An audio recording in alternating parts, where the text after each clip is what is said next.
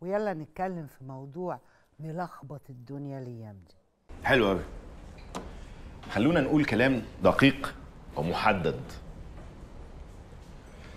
مين بيربي ولادنا؟ مين بيربي ولادكم؟ طب ولا مؤاخذة، يعني ايه الغرض من الحوار ده كله؟ خلاص اتجوزنا، اتخطبنا واتجوزنا وطبلنا ورقصنا وعملنا الفرح والشوكولاتة والعشاء والفطار والقايمة واحنا تمام. بس وكده انبسطنا خلاص وعشنا الحالة واستدعينا الأفلام والأغاني العاطفية وبقى عندنا طفل. وانا بصراحه متفائل. طبعا حاجة تبسط. مبروك المدام حامل، الله يبارك فيك. يا وهتبقى أب تمام. هو حضرتك بس يمكن مش واخد بالك إن الموضوع ده فيه مسؤولية كبيرة قوي. قالوا لي يا حازم اتجوز بدري عشان تخلف بدري. اديني كرهت الحياة بدري. انت جبت طفل للدنيا للحياة. انت عندك افكارك وقيمك ومبادئك وشكل تصرفاتك ومراتك وعيلتك وعيلتها تمام. عايزين بقى الواد يطلع زيكم ولا البنت تطلع زيكم، شاطرة زي مامتها، طيبة زي باباها كده، ده اللي انتوا نفسكم فيه؟ طب هسألكوا سؤال تاني، مين بيربي ولادنا؟ مين هيربي ولادكم؟ انا كنت بعمل كل ده علشان اربيك، بس المسألة كده داخلة في الجد يا عادل. كان زمان الأم والأب بيربوا، الحكاية سهلة، المعادلة سهلة. الأم والأب بيربوا ونروح عند تيتا وستي، ستي تحكي لنا حكاية وتيتا تعمل لنا طبخة وخالته تفصل الهدوم وخاله ياخد الواد يصلي معاه الجمعة، والحياة واضحة كده وليها أول من آخر وده معناه ايه؟ وراس ورجلين.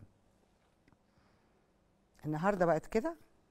كان زمان نتفسح يعني نزور عيلتنا مع أهالينا، نخرج مع أهالينا.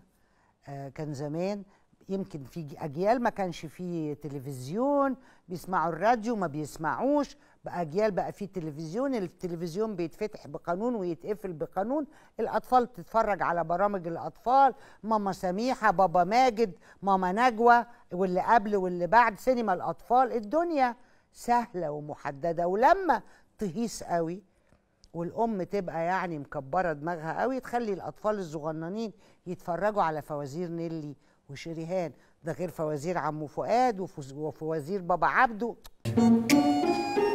هي فين؟ هي مين؟ بنت الكلب اللي كانت واقفة هنا. كان جيل كده. تاني هسألكوا، مين بيربي ولادنا النهارده؟ انت مالك انت بتتحشري ليه؟ انت مين انت؟ النهارده واحنا معانا موبايل، وعلى الموبايل في اليوتيوب، وعلى الموبايل في السوشيال ميديا. وانت حضرتك عندك قنوات رياضية بتذيع ماتشات 96 ساعة في اليوم. مين اللي قال كده؟ انت فاهماني غلط. وحضرتك مشتركة في مش عارفة موقع ايه ولا ايه، ده بيذيع افلام وده بيذيع مسلسلات. وبلاش مشتركة، حضرتك عندك دش، الدش بيجيب اغاني ويجيب افلام ويجيب اعلانات. انا لسه ما خرجتش بالاطفال من البيت. ما تجيب لنا قناه يابا من بتوع الاغاني. بس انا بلا قله ادب، قنوات الاغاني ما تخشش بيت القرموطي ابدا.